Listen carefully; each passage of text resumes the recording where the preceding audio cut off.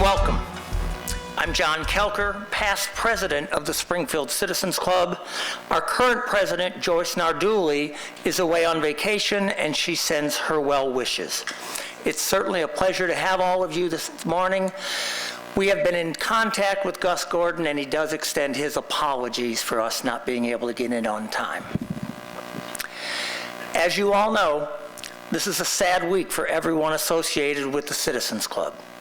The club's founder and president for the first 16 years, Bob Gray, passed away Monday, September 23rd. Bob was an active leader in our community and will be missed. The family has asked that memorials be made to the Citizens Club, and our club is creating a Bob Gray Memorial Fund.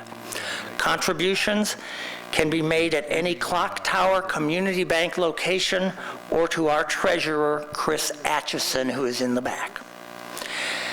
As we work on other ways to support this fund, we will share them on our Facebook page and via email. Bob will be deeply missed, and we extend our sympathy to his son Kent, partner Vina, and all of his family and many friends. As we get started this morning, it's my pleasure to thank our Citizens Club sponsors and partners, WMAY Radio, NPR Illinois, City of Springfield Office of the Mayor, Audiovisual Department, and of course, we need a coffee sponsor. We want to thank Norm Sims.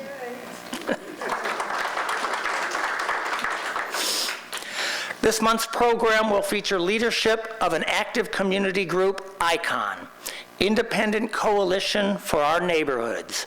I'm joined by Mark Mahoney, president of ICON, and we will be joined by two board members, Jill Steiner and Polly Poskin, by recorded video. At this time, I will introduce Mark Mahoney. Mark.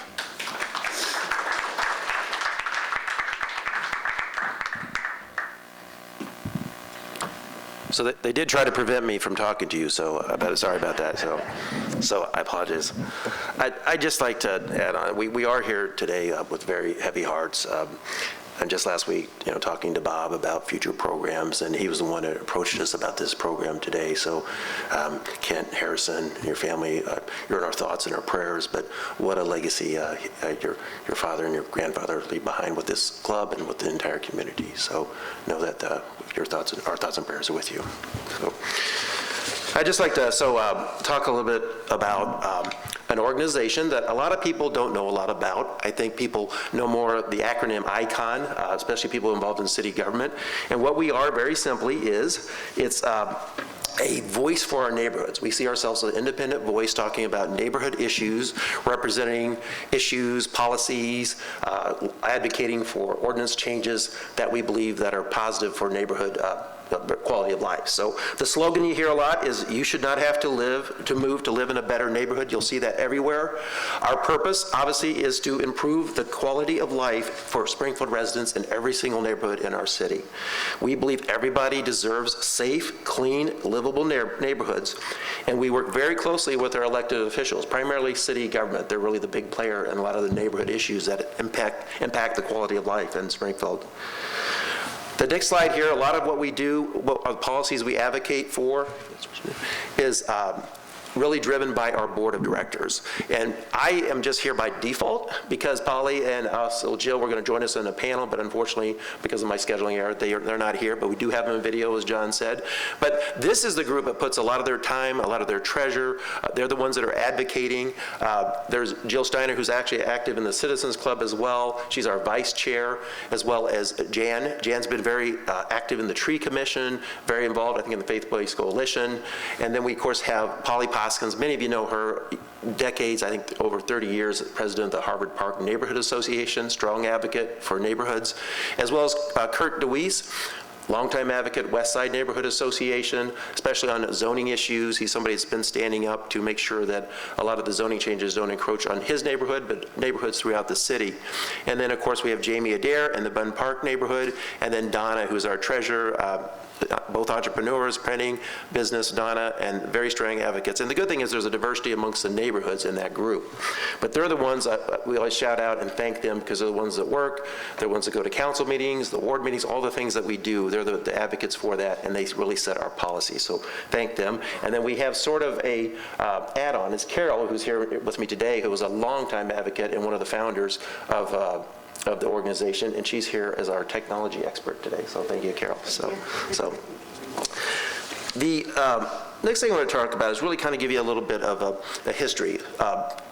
We are a voice for our neighborhoods, and we're a grassroots political force. And when we were started, it's about 10 years ago. In 2014, there was a push by a number of neighborhoods working with Public Works. It was during the Houston administration to make changes to the way we collected garbage in the city of Springfield. There was a lot of challenges with, particularly in older neighborhoods, with people not having garbage services and the consequences of that. So there was a series of public hearings that were held presenting some of those changes, the ideas how we could improve that process, very similar to what other cities have. And there was one issue in particular that really got hung up on, and there really was one large push against. It was one of the local waste haulers, for a variety of reasons, had opposition to one of the features of the proposal, which was to pay for garbage service on the CWP bill. So they pushed back pretty heavily on that, leveraged their customer base, and in the end, the changes that were being put forward by neighborhood groups were not approved. There was not enough support on the city council. And it was that time the realization, unless you had a strong grassroots organization that represented neighborhoods, we probably would never have the clout or the ability to persuade the council to make some of these changes. And I remember we met at Bernie and Betty's, whatever it was, 10 years ago, and talked it through. Carol was there, I think, and as well Steve Combs, some other people you probably know, and that was really the start of this organization. And I'll show you a little bit of really the reason behind it. So some of the things we talk about, next slide, Phil. The next one, please. Yeah, so when people don't have garbage services, this is what you see. And you probably, if you've driven in certain areas, you see these throughout the city, but it is so predominant in a lot of the older neighborhoods with alleys, no garbage service, garbage piling up. The housing division within Public Works does a good job of trying to deal with these issues, but they do not have the capacity. The process itself is challenging. The enforcement process is very cumbersome. The next slide, on property. So when you look at property, a lot of the issues we have here with vacant lots, houses that are basically abandoned. We have houses, rental properties sometimes with high turnover, those boarded properties, weeds, grass. Again, the same thing, those enforcement processes are just such a challenge. And the city has hundreds of vacant lots, so they're always talking about proposals and ideas to move forward on developing them, and it's just a challenge, and we haven't really been successful at doing that yet. So a lot of those are locations for people to dump garbage or let the weeds grow up, and the city has to take care of that. That's the next one. Large items. So that's something we always have talked about too. And it goes back sort of the vacant lots, the fly dumping. You see couches, mattresses, even a toilet, which I guess is considered an appliance too. But appliances, those kind of things, people don't know what to do with, and they dump them on those lots, or they dump them in the alleys, and sometimes you even see them on the side of the streets. And again, predominantly a lot of our older neighborhoods, and it's the system that we have is just very, very challenging to deal with. Our Public Works Department does a great job with what they have trying to deal with that, but it's sort of a ongoing issue and problem. Okay, so we mentioned Polly. So Polly is a longtime advocate at Harvard Park and a voice for neighborhoods, like I said, but she is very opinionated on issues, if you know Polly, and so we thought it would be a great opportunity to let her say her piece because she couldn't be here. So Carol, if you want to let Polly talk. So, hi, I'm Polly Poskin. I live in Harvard Park. I've lived in Harvard Park for 31 years. I've been a member of ICON since its inception. And I consider myself a huge fan of the city of Springfield. And I've been very active in helping, I think, the entire city to move forward in how we present ourselves to our residents and how we present ourselves to our tourists and the businesses and all of the people that we want to embrace Springfield as a wonderful place to live. One of the things that you've heard from Mark and Jill is that Icon is very dedicated to to being a leader and sort of making improvements for the city, and that we look at it holistically. We look at it as every ward has a lot of the needs that are Icon priorities. We happen to focus on issues like landlord registration, bulky item pickup. We were great proponents and are deeply grateful for the yard waste project that the city finally started, and so that we have this regularized pickup of yard waste in all of the wards. And I think everybody would have to agree that every ward, therefore the entire city of Springfield, benefits when we do citywide assessment, citywide evaluation, and citywide focus on keeping our city safe, beautiful, and a place where anybody would want to live. And as Jill said, so that we don't have to move to live in a better neighborhood. So very recently, we've been focused on landlord registration, and we see that as a way to kind of maybe help address issues around affordable housing, maybe housing for people not traditionally sort of provided housing, like maybe the homeless. Maybe there's a way they can live in neighborhoods, and maybe they can live in affordable housing and have the support and the encouragement that's needed to own a home, to live in a neighborhood, to be a good tenant, to be a good owner. And so landlord registration is really a tool to improve us as a city. It is not seen, as a way to single out landlords as sort of responsible for the housing conditions in our city. It's seen as a way to kind of create a blueprint, kind of create, an expectation, a standardization of what we want housing to look like. And yes, absolutely, that's going to probably be more prevalent in terms of housing in older neighborhoods where maybe there is more affordable housing, whether maybe there is aging housing structure, and that it needs the focus and it needs the expectation of the tenants and the neighbors who live around housing, that it will be maintained in accordance with our city ordinances. As Jill pointed out, we have ordinances on the books, that would create these kinds of improvements that we are looking for in both the housing stock in our communities and in all of our wards. And also then along with that, we look at the bulky item pickup. We have good garbage pickup in this city. I mean, we have haulers that have been doing this business for years, and they know how to pick up garbage. Our city is improving. I think it's in pickup of branches. It's only 4 times a year. We at Icon would love 6 times a year. But in all, there are sort of incremental changes that are happening that we think not only maybe focus on the older neighborhoods where maybe the need is greater, but that improves and that sort of shines a light on the entire city's commitment to being the kind of community that anybody would want to live anywhere within our wards and within our boundaries. So bulky item pickup is necessary because it's not just fly dumping. I might define fly dumping as anybody who puts anything in an alley that they haven't made arrangements for to be picked up. And sometimes that's homeowners, and sometimes it's tenants, and sometimes it's people, nefarious people who illegally fly dump. But the point is, the bulky items remain. The bulky items become habitats for mice, for rats, for fleas, for roaches, and that's unacceptable. That's a violation of our right to live in a clean, safe, healthy city. And it's not a huge project. I mean, this is a project that, yes, might take more effort from all of us who do have garbage pickup. We may be paying a little more. People who don't have garbage pickup, the expectation will be that they will have that. And they can also rest at ease that some of the bulky items that they don't know what to do with will be picked up, discarded appropriately, environmentally safely, and that indeed improves the alleys. If you're like me, when I was looking for a home, I drove the alleys, I drove the streets, I looked at where I wanted to live, and did it look clean? Did it look safe? Did it look like a navigable alley? Did it look like the street was a street I'd be glad for my family or my friends to come visit, park in, even if they had to drive the length of the street to find a parking place? So we at Icon, we're sometimes singled out, I think, maybe as being overly zealous about the improvements that we'd like to see, but we don't see ourselves that way.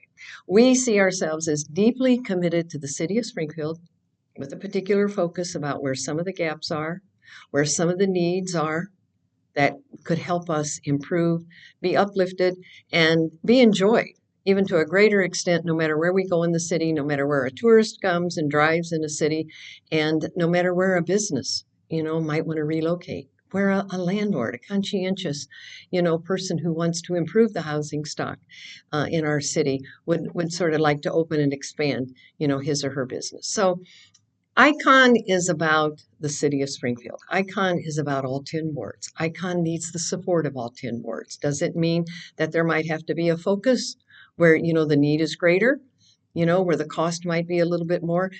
Yes. But you know what? That's about prioritizing a city. That's about prioritizing we and us over I. And that's why I'm proud to be a member of ICON. That's why I don't hold back in sort of promoting the needs of the residents of our city and the ability of ICON to see to it that those needs are met. So thank you. Thank everybody out there. I know people watching care as much or more about any of us at ICON care about the city of Springfield. So let's come together. Let's look at, what we might be able to do as elected officials and as residents, tenants, and maybe even the community activists that point out the needs, because together we're a better city. Thanks. All right. Thank you, Polly. Yes. So you can see Polly's, and many of you know her dedication, her passion. She's more zealous than I, but we love about her. So we're so fortunate to have her and appreciate her taking the time to do that video for us. So we wanted to run through real quick sort of our areas of focus. Polly hit on a lot of these, but we talked about, what ICON would like to see change, really. And that big player is city government that we talked about. That's who we lobby, that's who we work with. City government and our elected officials and a lot of the city employees at Public Works or different, maybe it's the police department, whoever it may be. So that's who we work very closely with for a lot of these change initiatives, I guess you'd call them. When it comes to garbage, we talked about paying on the utility bill. We've talked about in the past creating zones so you didn't have a number of garbage trucks going all over the city. The good thing is, I guess sort of good thing is we're down to 2 waste haulers, so that's minimized some. But still, if you create zones and had a universal collection system, you'd be guaranteeing that every house gets picked up and addressing some of the issues that we have. On the compliance side, enforce the codes we have on the books is so important. Requiring property owners to make necessary repairs or provide realistic timelines and follow-up. Provide incentives when resources are limited. But a lot of that comes down to setting priorities, city government setting priorities and giving the capacity, the resources to our various departments within the city and some of the different initiatives and funding those. Property owner responsibility is another area where we asked to enforce the code, of course, look for programs that support home renovation. There is a housing committee a lot of people don't know about that was created a few years ago, and it is a committee that's primarily, I think, formed to look at our vacant lots. I mentioned we have hundreds of vacant lots throughout the city. We're getting to the point where we have a number of those located in certain areas where there is potential development there. There's things we could do that other communities are doing to repurpose those lots and use them in a much more effective way than a place for fly dumping or just sitting there. So that's something we hope that committee meets again. It hasn't met for a couple of years. It kind of got lost in the transition administrations. And the good thing on that committee, it has requires expertise on it. There's somebody from the banking community. I think it requires some housing community people. ICON, I think, has a seat, does have a seat on it, and amongst some others. So we hope that, again, it gets activated. It's consistency in enforcing, the more aggressively the repeat offenders, the fines, dealing with them. There are a lot of our problems are repeat offenders. Be proactive in that enforcement, not complaint-driven. There's been a lot of talk about that, and that's encouraging from the current administration. And I know some of the steps they've taken with creating the zone managers again. I think a couple of them are actually even here today. They've been very engaged with our organization, so we think that's a help in that direction of being more proactive. But the challenge is, again, the capacity on the housing side, on the resources to be aggressive. And you see it's still a challenge when you drive down our main thoroughfares. If you go down a South Grand or 11th and 9th Street or some of the main thoroughfares, and if you see a lot where there's grass is high or trash, piled up, whatever it may be, that's not acceptable in our opinion. And that's on our main thoroughfares, and it's definitely not acceptable in our neighborhoods either. And we think a more proactive approach to dealing with that is necessary. We talked about in the past a city planner. We think that a city our size, similar to the Bloomingtons of the world, the Rockfords, Peoria, having a city planner helps with that consistency when you're dealing with zoning or a variety of issues is important. And Polly touched on the large items. quite a bit. That's sort of a very big passion of hers. And we believe the current program, the city does contract with Habitat for Humanity. You're allowed to call in, I think, twice a year. You get up to 6 items total. You schedule a pickup. It's a little cumbersome. I guess you have to know about the program. You have to call in. Sometimes they will schedule it weeks in advance. So we don't consider it really user-friendly, and more of a set-out pickup program. Maybe incorporate that in the garbage bill, which many cities do, is probably much more effective in picking up those large items. We also had a session where we invited speakers, which is part of what ICON does, is to facilitate discussion. We had the waste haulers come together at one of our meetings, and one of the haulers who works in the Metro East area, they have a drop-off site that the city owns the site. It's secure. They operate it during business hours and weekend hours too, I think. And it's been very effective. There's dumpsters there. We can go drop off items, and been very effective in reducing their fly dumping and the issues that they have. Accountability, transparency, and enforcement process. We've been pushing hard on that. There used to be published of the boarded property list to tell you what's going on if you turned in complaints. The city is working on that. They're working on an app. They're working on some of those features. We just encourage them to continue to do that. One big push for us was broadcasting the Planning and Zoning Commission meetings. I don't know how many of you are involved in that or know about that. The Planning and Zoning Commission meets once a month, and they make some big decisions. They have a lot of discussion on zoning changes that are pretty significant to neighborhoods and throughout the city, and they are in the city council meeting when they meet. So we're asking broadcast that just like you do the city council meetings. It gives people the opportunity to watch if they can't make it to those a little more easily, more accessible. So the other big thing I will mention is really a big thing, is something Polly touched on, is landlord registration. And that's kind of a touchy subject because we've had a minimal discussion, I guess, in the last couple of years, but from time to time, they have that discussion, and we haven't been successful in really moving the ball on that. And it's an area where we see it as just another tool to ensure that we have clean, safe, and habitable living conditions for every single person in the city of Springfield. We had a speaker come on that to talk about registration. He was from Joliet, in charge of their neighborhood services in that area, had been in Bloomington. He talked about, actually, he couldn't talk about when they implemented in Bloomington because they did it like 30 years ago. So, and he was very surprised that we did not have any form of registration. So trying to find a way that's not cumbersome for landlords, but is effective and protects people. So that's a huge push of ours that we continue to push on. So, how has ICON advocated for these changes? So there's a number of things we've been involved with. The primary is working with our city council. We are in constant contact with council members, some more than others, but we attend council meetings or monitor those council meetings. There was a series with the ward meetings when they used to happen. We made sure that we covered every single ward meeting and shared our opinions. And the good thing is most of what came up in those ward meetings were a lot of the issues that we've been advocating for or fighting for quite some time. And we engage our city officials. I mentioned the zone managers that participate a lot of times come to our meetings, as well as Public Works Director Dave Fuchs. We have a very good relationship with city officials, which is very beneficial. So with that, I think now would be a good time to hear from Jill, which we also have a video.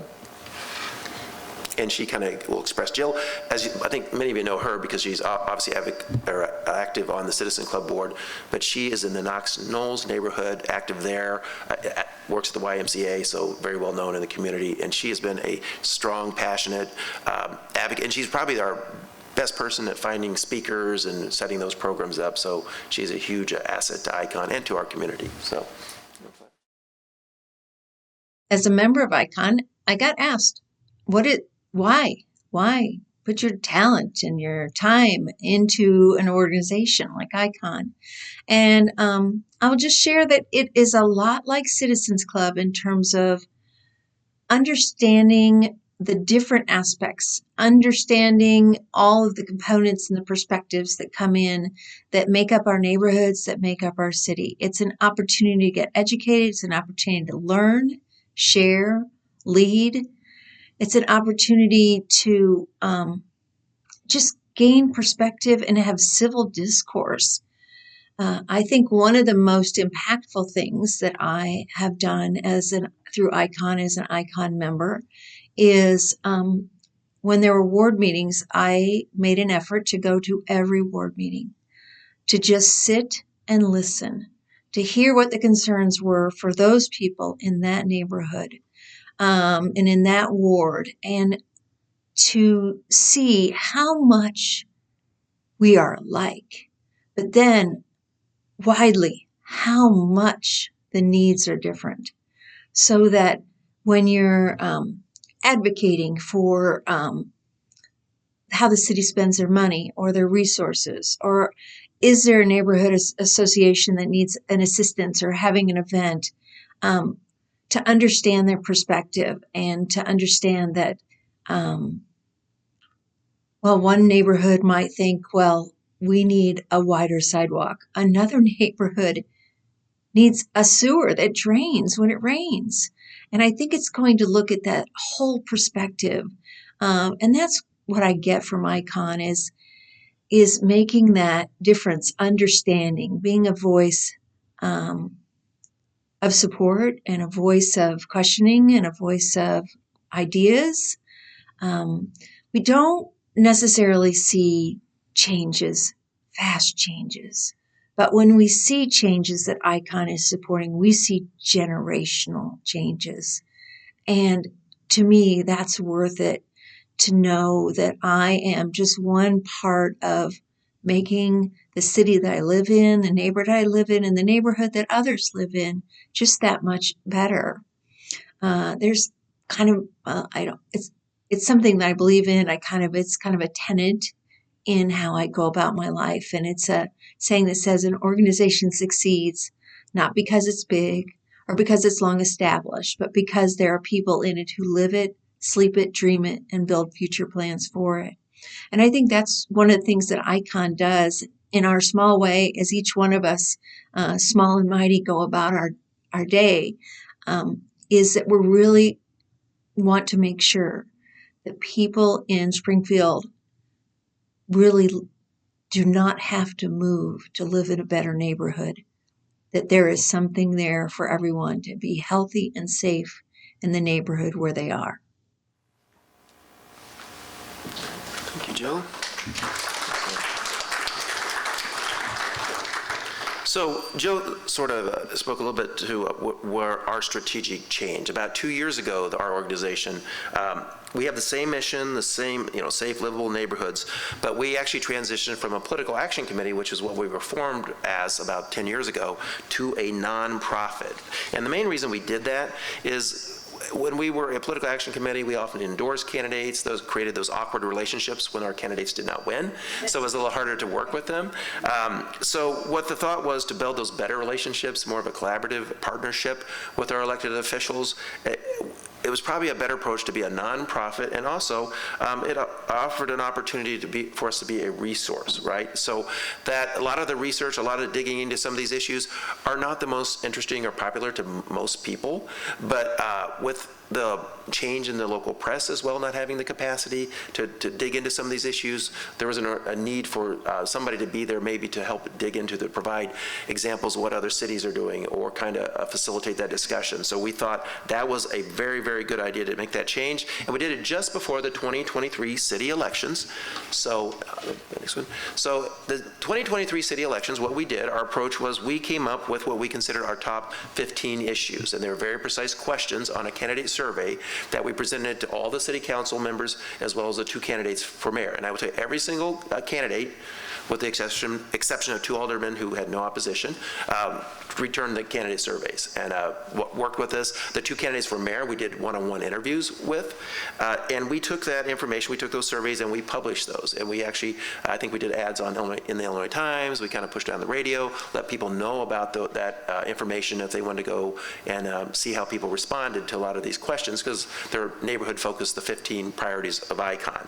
So what it was doing is setting the stage for collaboration after the election, as well as accountability. So we have people on record, on these positions, and like I said, that most of them responded. So the next slide is what I call the accountability slide. So what this is yes, we consider yes, green, good. So this is what the responses were to these 15 questions. All of this information, it is on our website. If you go there, you can see how the actual surveys, how they responded, as well as you'll see this information, how they lined up with the other candidates as well. So a lot of these issues are issues we're still fighting for. We're a little bit frustrated. We haven't moved as quickly on some of what we call sort of the low-hanging fruit, like Planning and Zoning Commission being broadcast, those kind of things.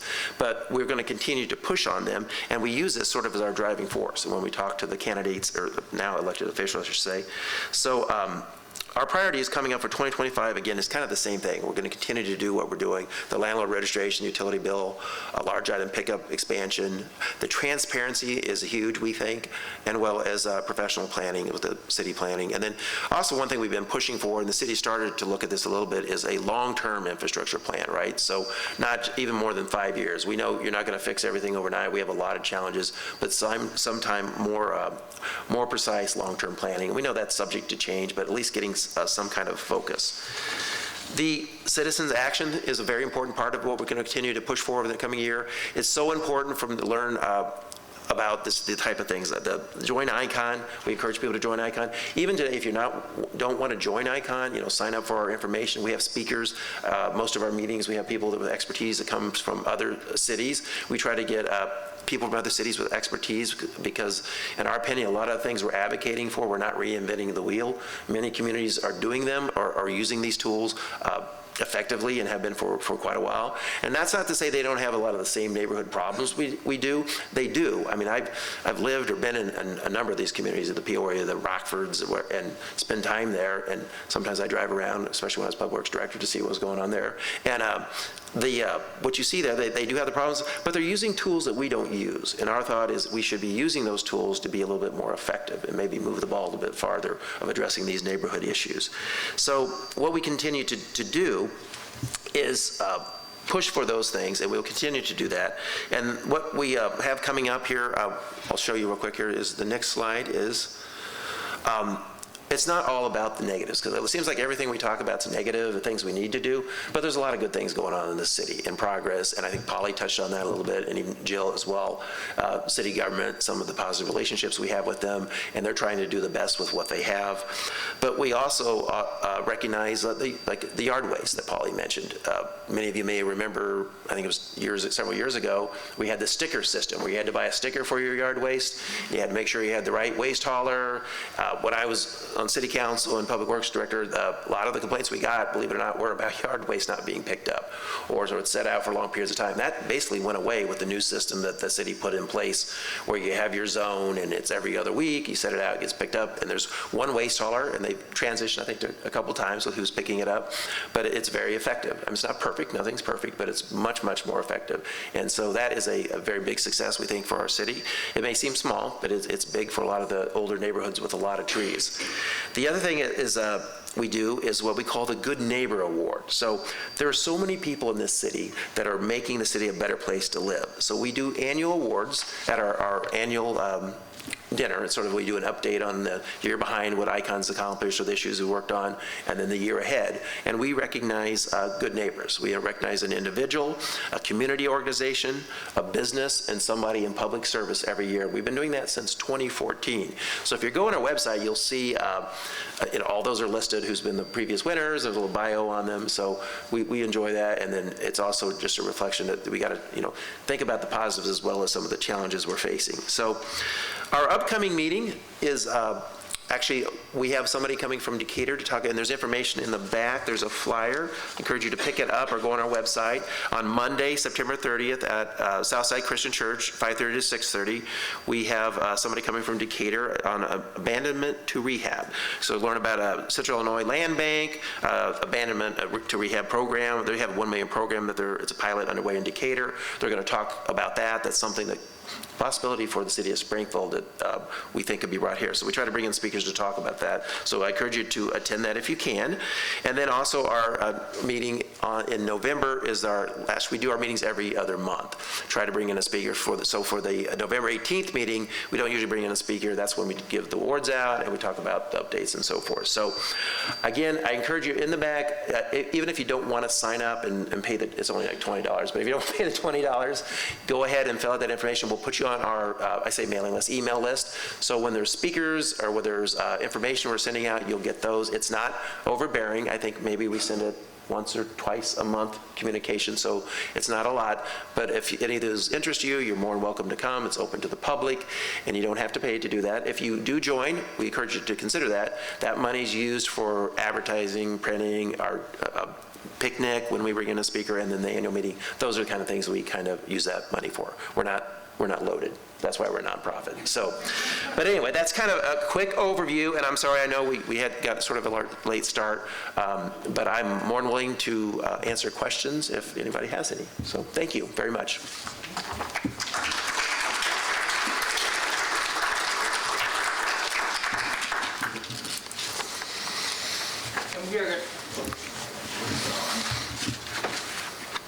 We're going to open it to questions. Norm's probably more familiar.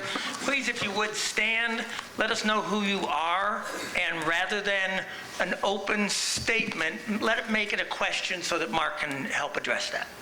Thank you, Norm. You know the rules. Follow them. Who's first? Ken.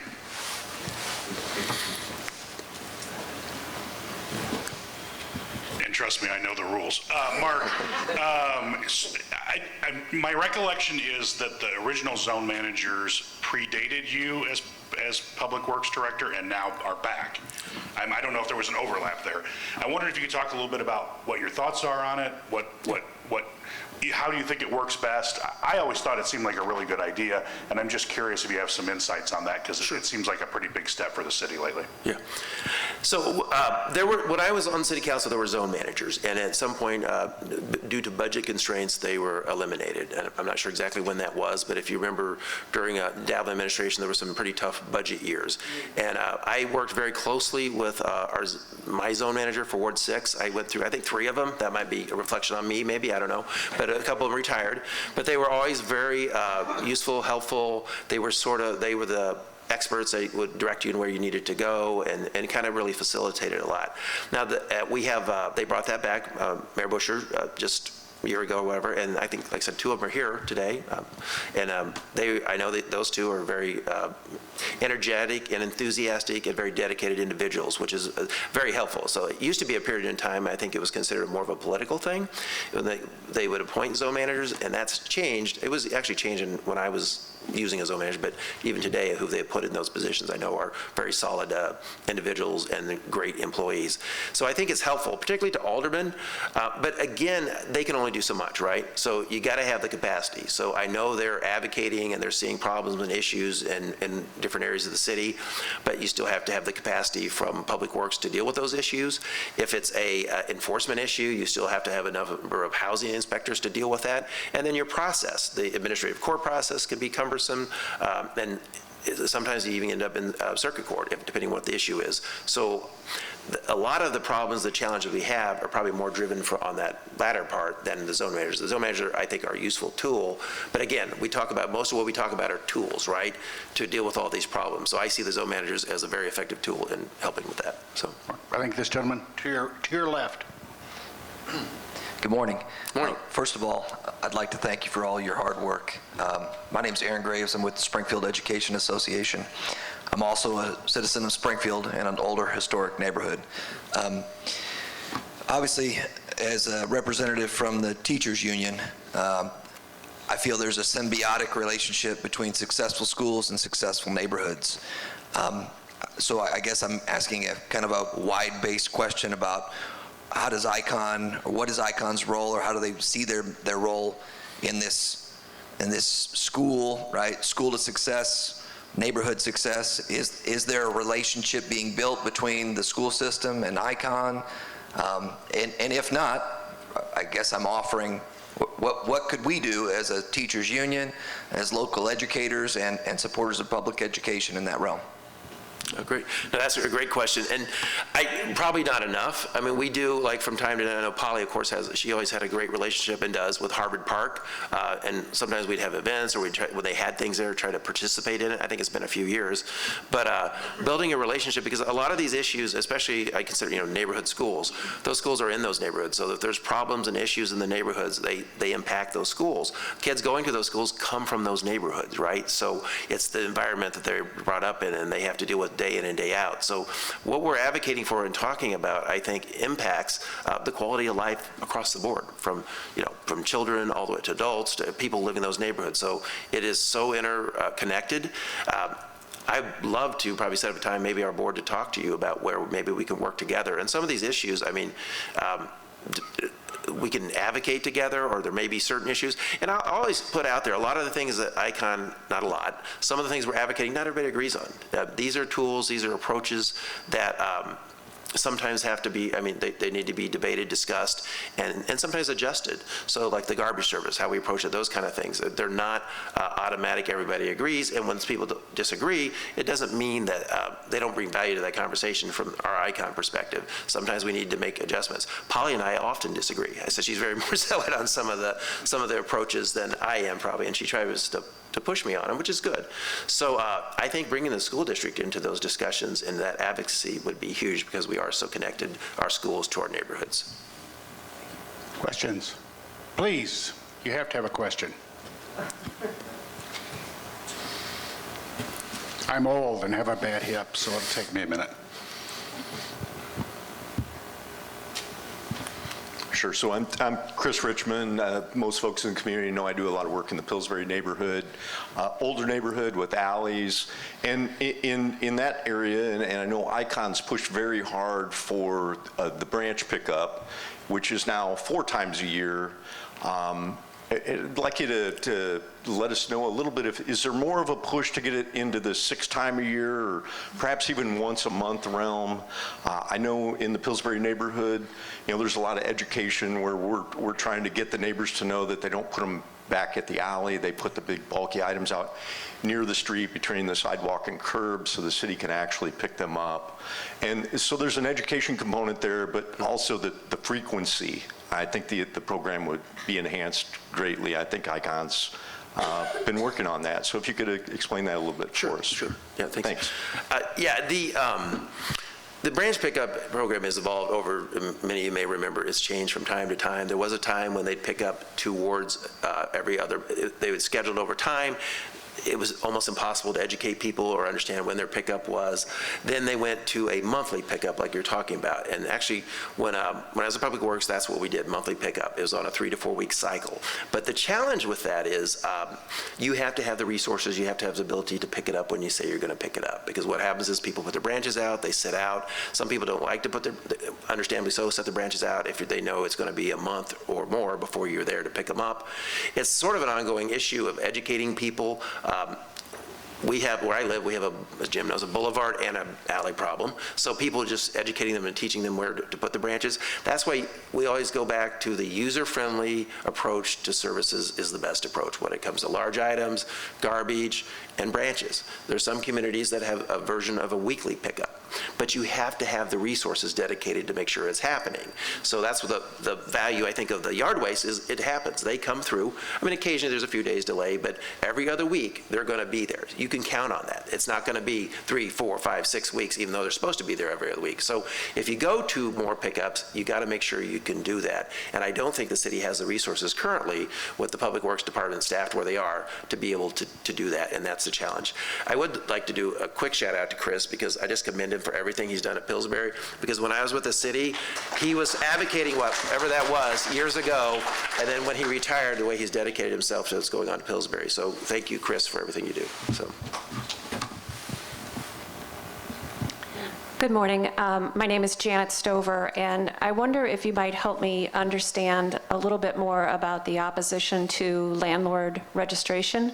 I think I get it, but it would be helpful to me to know what you think the major hurdles are.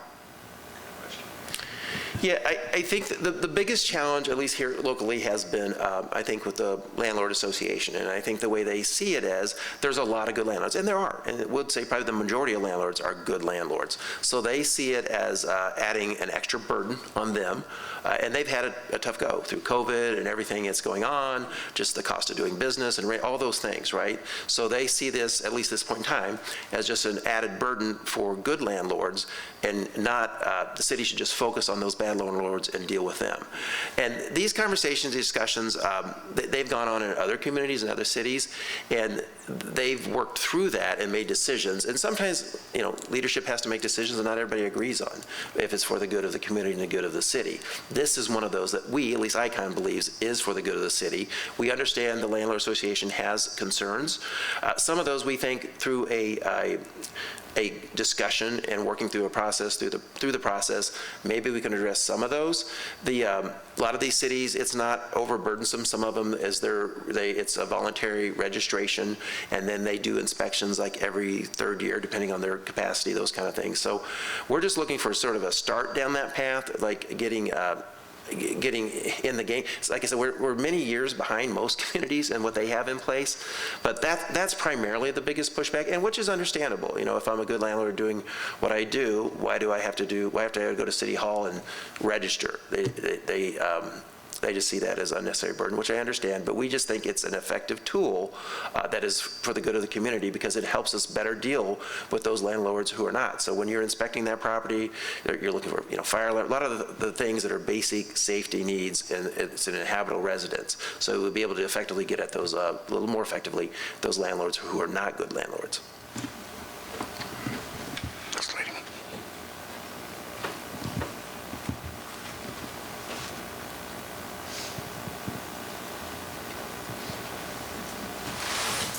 Hi, I'm Cheryl Wise, and I live in Ward 8 in an older neighborhood. And when I listen to you, I get the impression that it may be more of an issue with allocation of resources as opposed to the city not having enough resources. Do you believe that perhaps resources could be better allocated so that some of these issues that you are raising in terms of large item pickup or branch pickup or the zone managers could be more effective with the resources that are available to the entire city? Yeah, well, definitely. ICON's perspective is that those are the priorities, right? And those are the priorities that should be fully funded, or at least adequately funded. And it does, you have to pay for those. When we talk about the yard waste or large item expansion, there's going to be a cost to that. So the city has to incur that cost. So it is making decisions during the budgeting process. We do it, you'll see, a lot of you probably see on your utility bill, the waste and recycling fee that's on there. I think was it $4.50 a month or whatever it is now, that pays for a variety of things. And our take is always, if the city shows what you're paying for, what you're getting for it, people respond a lot more positively than just, saying that when you're raising fees or taxes, whatever, it's got to be tied to something. So some of these things where we're talking about added services, there's going to be a cost to it, and the city's going to probably have to look at some additional revenue. But within city government, there are choices that are made every year. Some of these smaller items, or at least we consider them smaller items, could be set as priorities in the current city budget. It's just a matter of making those decisions. But when you make those decisions, there's going to be certain areas of the city that's going to have to be reduced probably to be able to fund those. So it is about leadership and decisions. I think we've got a question right up front, and I've forgotten one of the rules. Please give your name.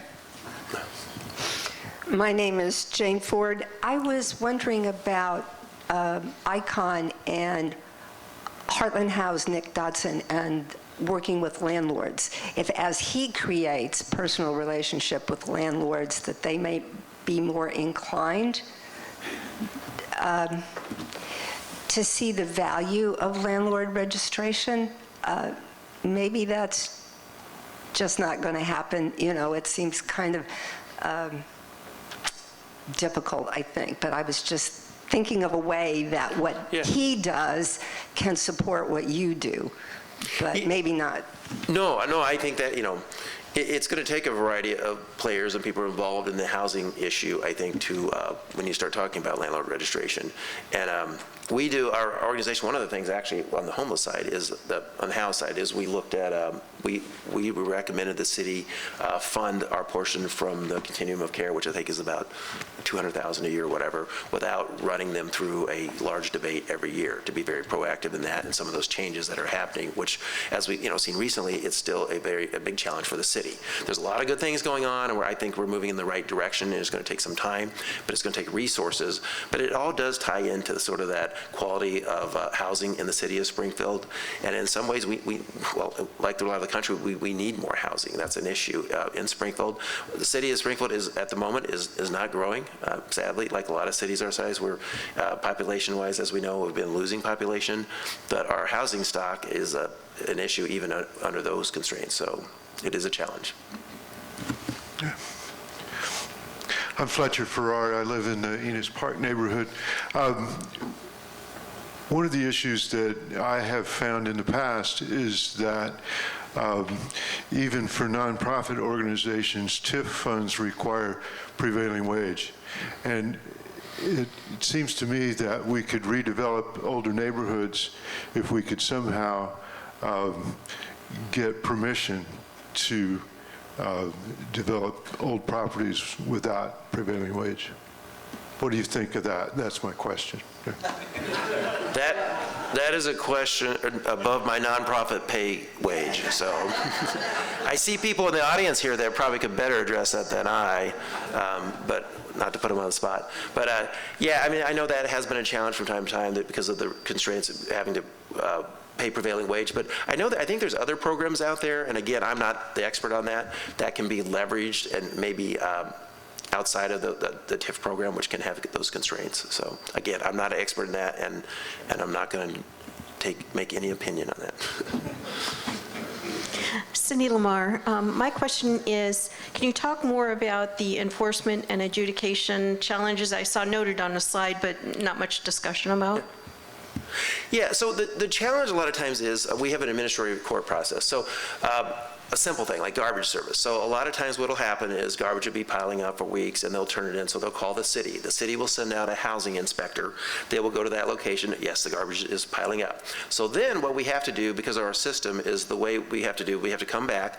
The waste haulers, there used to be 4, now there's 2 doing residential, are supposed to, I don't know if they can continue to do that, turning a list every month. These are our customers. These are the addresses where we're picking up garbage. So the city then goes and verifies against that list, the housing inspector, okay, they have garbage service, why is it not getting picked up? Or they don't have it, they're not on this list. Well, because the list is turned in monthly, it's not timely, so then they also have to pick up the phone, usually, and call the waste hauler and say, hey, are you picking these up? And then sometimes we'll have to call, it used to be 4, now 2, call the other one to see what's going on. So if they don't have garbage service and the waste haulers confirm they don't have it, then what they'll do is they'll send them a notice to get garbage service. You typically, I think we give them 7 to 14 days, whatever it is. They get that time to do that. Then they go, the inspector typically will do, and the process may have changed, but it's kind of a generally how it used to work, and probably still does, is they'll have to go out and confirm if they have the garbage service, they got it, and they'll call with the waste haulers, confirm that. So this is taking weeks to do this, right? A lot of times that garbage will continue to pile up. If they haven't done that, usually what will happen is they'll eventually go to administrative court, or the city will go and pick it up, and the city then charges them a fee. It used to be like $250 if they had to go pick up the garbage or whatever. They still don't have garbage service usually in that time frame, and then you go to administrative court. Sometimes they'll fine them, but sometimes they don't pay a lot of those fines. The treasurer's office trying to be more effective in collecting that. So really, it's kind of like, that's what I mean, like a cat and mouse kind of thing. So this could go on for a period of time, and if that's happening in August or July, it's not a good thing. You don't want that happening next to you. We have people that, I remember they used to take the garbage and just stick it in a garage, like to get it out of sight, out of mind, instead of getting the garbage service. So that's why we think it's much more effective if you're able to have some type of universal system, which most cities do. I had a friend that moved down here, I think she's from Chicago, and she called me one time and said, I got this. They told me I had to pick a garbage haul. I have no idea. I've lived in the Chicago area for whatever, and the garbage man just came and picked up my garbage. I didn't have to do anything. I think I paid for it on a bill somewhere. So without a effective universal system, you're going to have that challenge in enforcement, I think. And that's just one example on the garbage, but it's on the housing. It's very similar. There's a lot of back and forth. It takes time, and that's when neighbors get frustrated when they see a property. If it's right next to you and these things are going on, it's not a good thing. You don't want to live next to garbage piling up. You don't want to live next to a house that's open to trespass and it's vacant with raccoons or whatever going. All those kind of things. So yeah, that's why we think streamlining some of this process is very important, but also giving them the capacity, just in the head count, more housing inspectors, to even if we do the process we have, health could be more effective if they had more resources put to it, so. Mark, last question, which by tradition is mine. As a guy who used to have the title city planner, I used to tell my bosses that the city already had a planner, and the title of that planner was mayor. Yeah. And if the mayor didn't have a vision for the city, everything else became rhetoric. If ICON was to give the mayor their vision for the city of Springfield, what would that include? Well, I think that vision is what we advocate for, a safe, clean, and livable community. It's a community that our neighborhoods are safe and clean and livable. And I think, and that goes, without saying, and it's so basic. So, and that's why our slogan, you shouldn't have to move to live in a better neighborhood. People who invest and live in these neighborhoods anywhere in the city should not have to worry about problems that are out of their control. Some of these issues that we talk about, and it's the responsibility really of city government, in our opinion, in most of these cases, to step up and make sure that they don't have to live in that way. So that's what was what the vision I would say we'd recommend to the mayor. So that's just me. It's not our whole group. So. Thank you. Please join me in thanking Mark Mahoney for joining us this morning.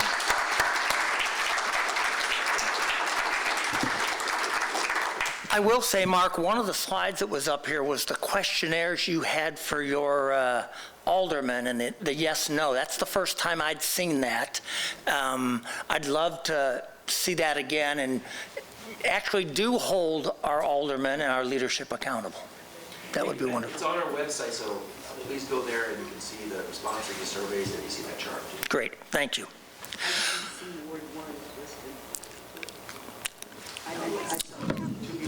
So that you know, our next program is October 25th. The topic is an update on the city's downtown medical district master plan.